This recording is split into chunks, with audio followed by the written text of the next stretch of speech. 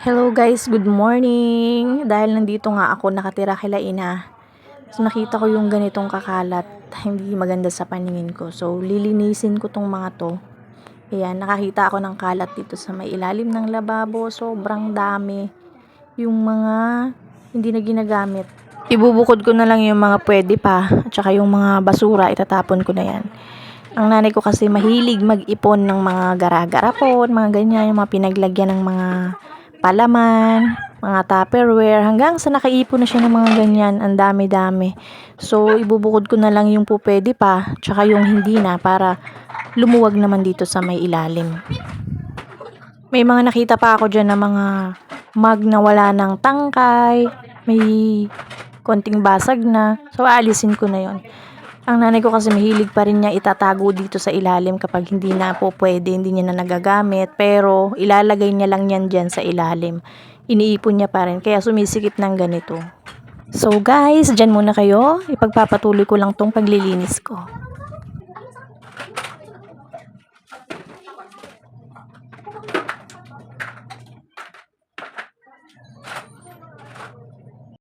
So ayan guys, para natuloy basurahan dito sa bahay. Sobrang dami niyang naipon na kalat na ganito. May mga karton, may mga sirang kurtina, halo-halo.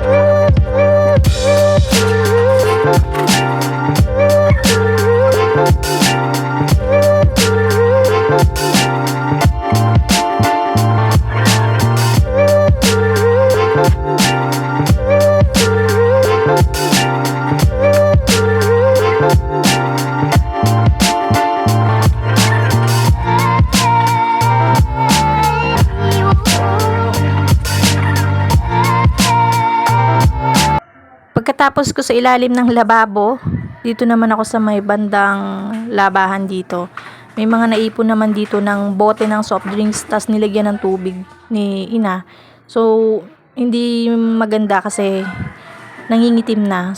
Sabi ng nanay ko, ginagawa niya daw yun kasi in case of emergency, kunwari mawala ng kuryente, konektado yun dito sa amin sa tubig. Kaya, nag-stock siya ng ganyan para daw may magamit. Pangit na rin naman kasi pag na-stock na ganyan, ilulumot na rin.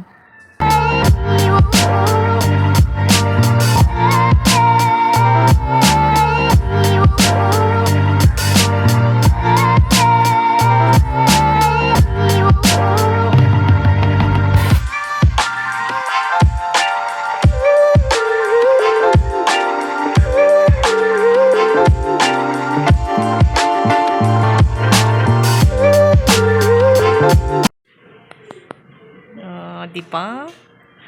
Linis na! At yan ang katulong ko kanina, si Be. Tapos iniwan ako sa ere. At ito ang aking ate. Nagluluto siya ng ang tawag dyan tayo? Fish steak. Kala ko fish da. Oh, hanggang dyan. Nalinis ko yan, guys. Don't forget to like and share and subscribe na rin po. Thank you!